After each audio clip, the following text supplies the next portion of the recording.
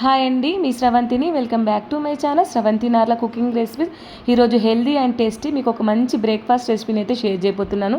పిండి రుబ్బాల్సిన పని లేకుండా అన్ని మన ఇంట్లో అవైలబుల్లో ఉన్న వాటితోటి మీకు ఈరోజు హెల్దీ అండ్ టేస్టీ రెసిపీ రవ్వ బందోషని అయితే చూపించబోతున్నాను. జస్ట్ 10 మినిట్స్లో ప్రిపేర్ చేసుకోవచ్చు.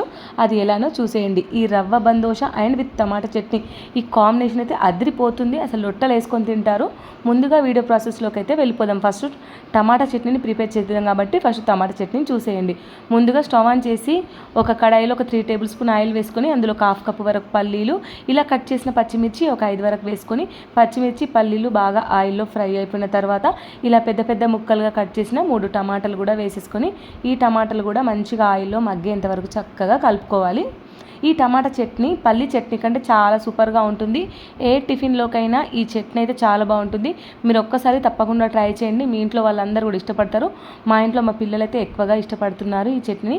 ఇలా మనం టమాటాలు పూర్తిగా మగ్గిన తర్వాత ఇప్పుడు ఇందులో 1 టీ స్పూన్ జీలకర్ర, ఒక 5 వరకు వెల్లుల్లి రెబ్బలు, ఇలా సన్నగా తరిగిన కొత్తిమీర తరుగును కూడా వేసేసి ఇలా చక్కగా కలుపుకోవాలి.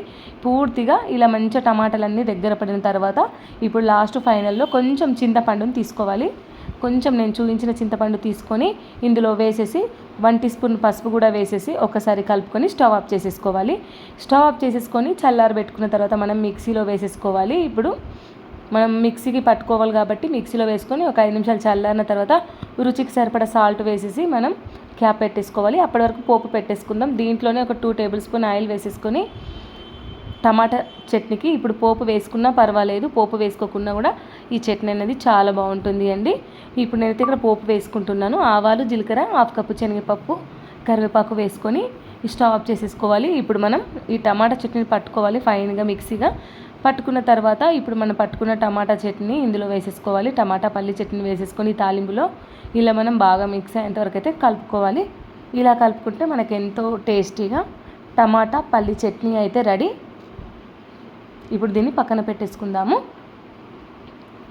ఇప్పుడు మనం రవ్వ బందోషలు కాబట్టి ఇప్పుడు బందోష ఎలా ప్రిపేర్ చేయాలో చూపిస్తాను. ముందుగా ఒక మిక్సీ జార్ తీసుకున్నాను. మీరు ఏ కప్ అయినా తీసుకోండి, ఏ గ్లాస్ అయినా తీసుకోండి. నేను వాటర్ తాగే గ్లాస్ తోటి సుజీ రవ్వ అంటారు కదా, సన్నపు రవ్వ అంటారు కదా, సుజీ రవ్వ ఒక గ్లాస్ ఫుల్గా తీసేసుకొని మిక్సీలో రవ్వని పోసేసుకున్న తర్వాత ఇలా సన్నగా పిండి వచ్చే విధంగా పట్టుకోవాలి. ఫస్ట్ రవ్వని మిక్సీ పట్టుకోవాలి. వీలైనంత వరకు సన్నగా పిండిలాగా పట్టుకోవాలి. ఆ తర్వాత 2 ఉడికించిన ఆలుని అయితే అందులో వేసేయాలి. ఫుల్ సైజుది అయితే ఒకటి పర్వాలేదు, చిన్న సైజు అయితే 2 ఆలుని అయితే ఉడికించి ఈ విధంగా అందులో ముక్కలు అయితే వేసేసుకోవాలి. మనం ఏ గ్లాస్ తోటి అయితే రవ్వ తీసుకున్నామో అదే గ్లాస్ తోటి ఫుల్గా వాటర్ అయితే పోసేసి క్యాప్ పెట్టేసి ఫైన్గా స్మూత్గా ఆలు అనేది ఏర్పడకుండా మనం ఫైన్గా ప్యూరీలాగా పేస్ట్ అయితే పట్టుకోవాలి. చూడండి చక్కగా ఈ విధంగా పట్టుకోవాలి, చాలా సాఫ్ట్గా పట్టుకోవాలి. ఇప్పుడు దీన్ని ఒక బౌల్లోకి ట్రాన్స్ఫర్ చేసేసుకోవాలి. ఒక బౌల్లోకి తీసేసుకోవాలి. మనం పట్టుకున్న ఈ రవ్వ మిశ్రమంని ఇప్పుడు ఈ బౌల్లోకి తీసేసుకోవాలి. చూడండి మనము 1 గ్లాస్ రవ్వకి 1 గ్లాస్ వాటర్ తీసుకుంటాం కాబట్టి మనకి ఎక్స్ట్రా వాటర్ అయితే అవసరం ఏమీ లేదు. ఇలా మనం జారులాగా ఉండే చూసుకోవాలి. మరి పల్చగా కాకుండా మరి చిక్కగా కాకుండా ఇలా చూసుకోవాలి. ఇప్పుడు ఆ పిండిని మనం కలిపి పక్కన పెట్టేసుకున్న తర్వాత మరొకసారి స్టవ్ ఆన్ చేసి ఒక కడాయిలో జస్ట్ ఒక 3 టేబుల్ స్పూన్ ఆయిల్ వేసేసుకున్న తర్వాత ఇలా ఆయిల్ హీట్ అయిన తర్వాత 1 టీ స్పూన్ జీలకర్ర, ఒక 1/2 కప్పు వరకు శనగపప్పు, సన్నగా కట్ చేసిన ఆనియన్స్ ముక్కలు, సన్నగా కట్ చేసిన పచ్చిమిర్చి అండ్ కరివేపాకు ఇవన్నీ వేసేసి ఆనియన్స్ అన్నీ ఆయిల్లో దగ్గర మగ్గేంత వరకు మనం దగ్గర పడేంత వరకు చక్కగా కలుపుకోవాలి. మంట మీడియం ఫ్లేమ్లో పెట్టేసి కలుపుకోవాలి. ఆనియన్స్ పూర్తిగా మగ్గిన తర్వాత ఇలా సన్నగా కట్ చేసిన 2 టమాటాలు, కొత్తిమీర తరుగును కూడా ఇందులో వేసేసుకొని ఇవి కూడా అందులో ఆయిల్లో బాగా మిక్స్ అయ్యేంత వరకు కలుపుకోవాలి. ఇలా దగ్గర పడిన తర్వాత ఇప్పుడు ఈ ముక్కలకు సరిపడా మనం సాల్ట్ని అయితే వేసేసుకొని మరొకసారి కలుపుకోవాలి. సాల్ట్ వేయగానే ఇంకా ముక్కలు అనేది ఇంకా దగ్గర పడతాయి. చూడండి ఇంకా ఇలా చక్కగా దగ్గర పడిన తర్వాత మనం ఇప్పుడు స్టవ్ ఆఫ్ చేసేసి ఇప్పుడు ఇలా వేడిగా ఉన్నప్పుడే ఇప్పుడు ఈ మిశ్రమంని మనం ఈ రవ్వ పట్టుకున్న పేస్టులు అయితే వేసేయాలి. చూడండి ఇలా వేసేసి ఇలా చక్కగా ఫస్ట్ అయితే కలుపుకోవాలి. మనం ఇలా కలుపుకున్న తర్వాత మీరు కొంచెం నోట్లో ఈ పిండిని చెక్ చేసుకోండి, సాల్ట్ సరిపోయిందా లేదా అనేది. నాకైతే సాల్ట్ సరిపోయింది, మీకు సరిపోకపోతే వేసుకోండి.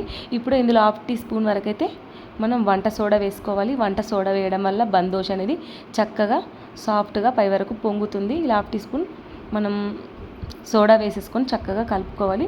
ఇలా కలుపుకున్న తర్వాత ఇప్పుడు స్టవ్ ఆన్ చేసి నాన్ స్టిక్ కడాయి ఉంటుంది కదా, నాన్ స్టిక్ కడాయి తీసేసుకొని అందులో ఒక 2 టేబుల్ స్పూన్ ఆయిల్ వేసేసుకొని ఇలా మనం ఒక గంటతోటి ఒక 2 గంటల పిండిని అయితే అందులో దోశలాగా మందంగా వేసేసుకొని మనం క్యాప్ పెట్టేసుకోవాలి.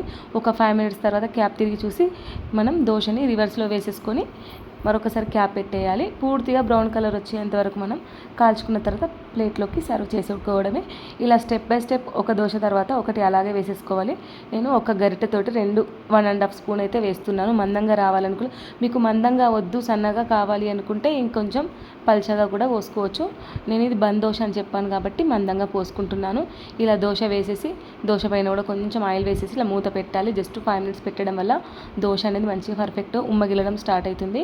ఇలా మనం ఒక 5 నిమిషాల తర్వాత ఈ దోశని మనం రివర్స్లో వేసేసుకోవాలి.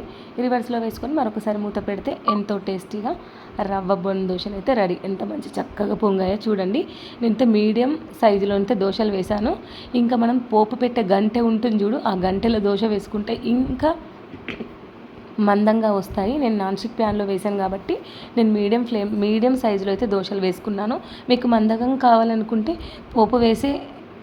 పోపు వేసే బౌల్ ఉంటుంది కదా, అందులో పోసుకుంటే ఇంకా మందంగా వస్తాయి.